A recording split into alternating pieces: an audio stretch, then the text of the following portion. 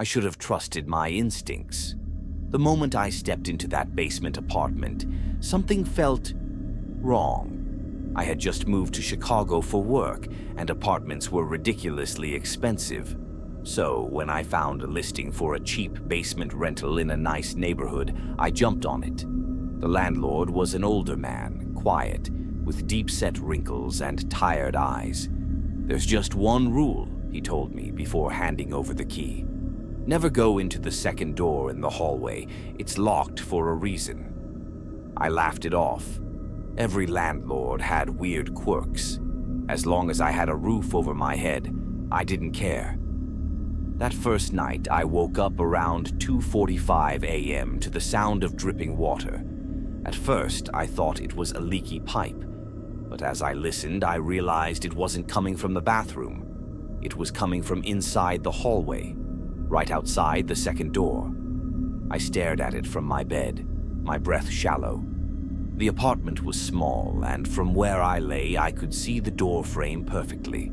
The wood looked older than the rest of the apartment, the kind of old that doesn't belong in a modern rental. I tried to go back to sleep, but then I heard it. A soft, wet footstep.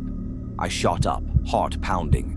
The apartment was dead silent, but I knew what I heard. I grabbed my phone and turned on the flashlight, shining it toward the door. Nothing.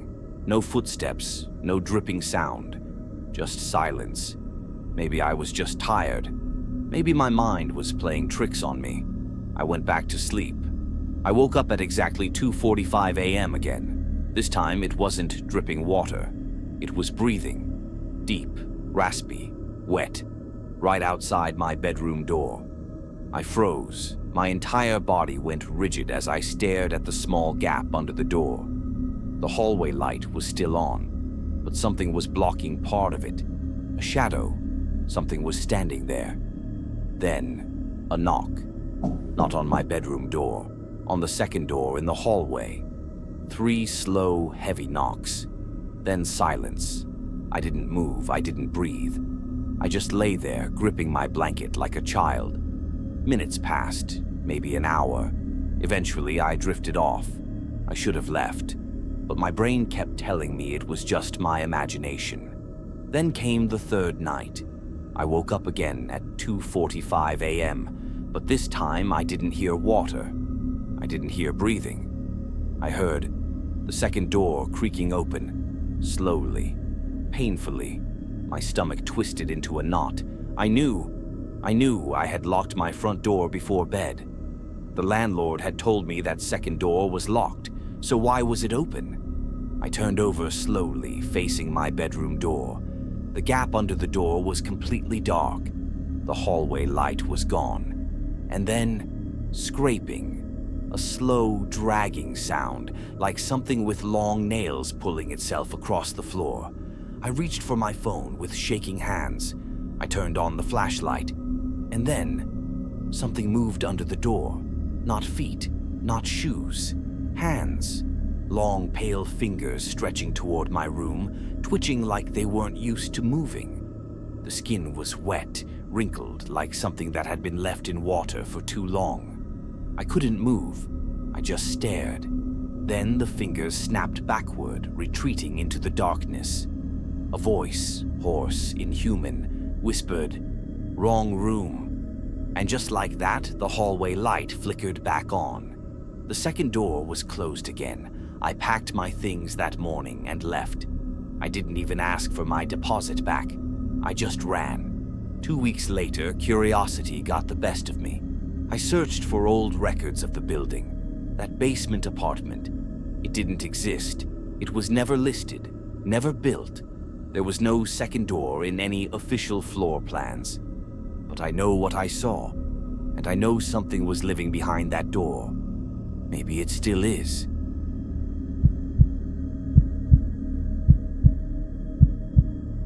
I've never believed in ghosts. I never believed in curses or haunted houses or anything supernatural. But I believe now, because I saw something, and it saw me back. It all started when I moved into my new apartment.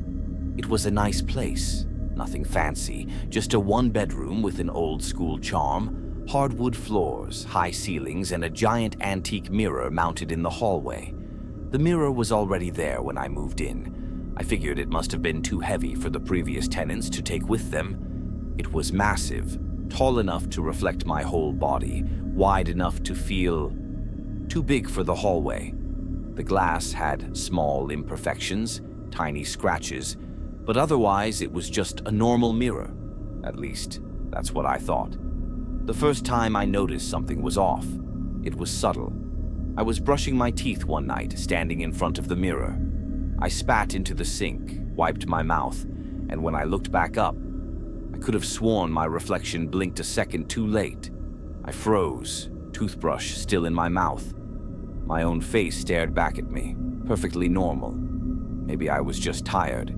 Maybe my eyes were playing tricks on me. I shook it off and went to bed.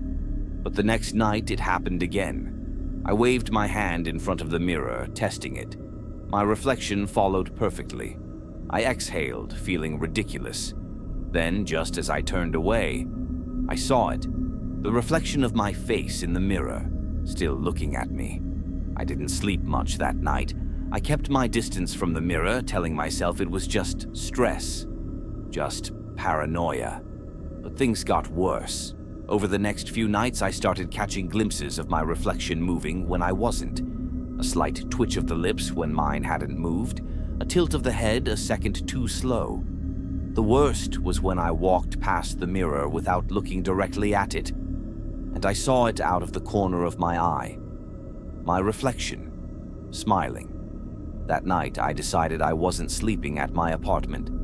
I packed a bag, grabbed my keys, and as I walked past the mirror to leave, my reflection didn't move at all. It just stood there, perfectly still, watching. I stopped in my tracks, my breath caught in my throat. Then, slowly, agonizingly slow, my reflection lifted its hand and waved. I ran. I didn't stop running until I was outside in my car. I stayed at a friend's place for a few days.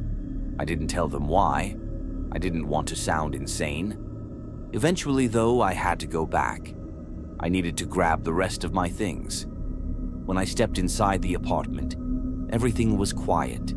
The air felt heavier, like the walls were holding their breath. The mirror was still there, standing in the dim hallway. I swallowed my fear and stepped in front of it. My reflection stood there, completely normal. I let out a shaky breath. Maybe it really had just been stress. Maybe my brain had been messing with me. But then, I noticed something. The reflection wasn't wearing my clothes. I was in jeans and a hoodie. The reflection? It was wearing the outfit I had on 3 nights ago. Slowly, my reflection lifted its hand, but I wasn't moving. I felt cold all over, like something had reached inside me and stolen my breath. Then my reflection leaned forward. It pressed its lips against the glass like it was whispering something. And even though I couldn't hear it, I could read its lips. Let me out. I didn't grab my stuff. I didn't turn off the lights. I ran out of that apartment and never went back. I don't know what that thing was.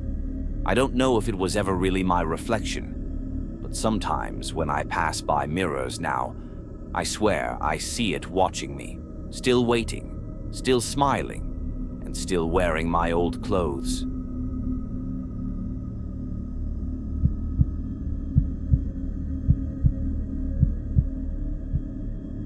I've been a rideshare driver for 5 years.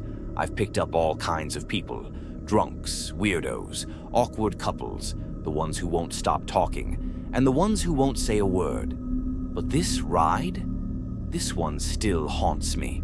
It was around 2:30 a.m. when I got the request. A pickup in a quiet part of town, near an old industrial area. The profile picture was blank. The name just said, passenger. I figured it was some guy leaving a warehouse shift or maybe a hitchhiker using a burner account. I pulled up to the location. It was pitch dark. No street lights, just the dim red glow of my taillights bouncing off the wet pavement. I waited. Nothing. I checked the app. The passenger was still there, but I didn't see anyone. I rolled down my window slightly. Hello? Silence. Just as I was about to cancel the ride, someone got in the back seat. A man. He slid in so quietly I barely heard the door shut. My stomach dropped. Something about him felt wrong. I glanced at the rearview mirror, trying not to be obvious. His face was pale, almost grayish, like he'd been standing in the rain for hours. His hoodie was damp, his hands resting on his lap, fingers long and thin. Too thin. Hey, where you headed? I asked, trying to keep my voice steady. He didn't answer, just stared out the window. I checked the app again. The destination was already set. A location outside the city, deep in the woods. I swallowed hard. All right, man. Long ride. You good? No response. The only sound was the wet tires rolling over the pavement. About 10 minutes into the drive, I noticed something weird. The GPS? It wasn't showing the route anymore, just a blank screen, like the road we were on didn't exist. I tapped my phone, but it was frozen. I stole another glance at the mirror. The man was still staring out the window, but now he was grinning. Not a normal smile. A wide, stretched-out grin, his lips too thin, his teeth wrong. Hey, did you put in the right address? I asked, forcing a nervous laugh. Still no response. Just that grin. Then, in a voice that didn't match his face, you missed the turn. My hands went cold.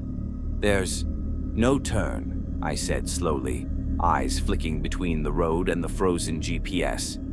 But in the mirror, I saw him lift one hand, long fingers pointing left. There, he whispered.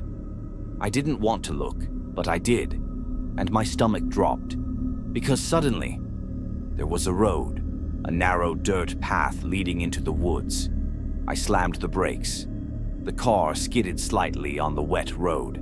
My breath was coming fast, my hands gripping the wheels so tight my knuckles ached. I turned around. The back seat was empty. The door hadn't opened.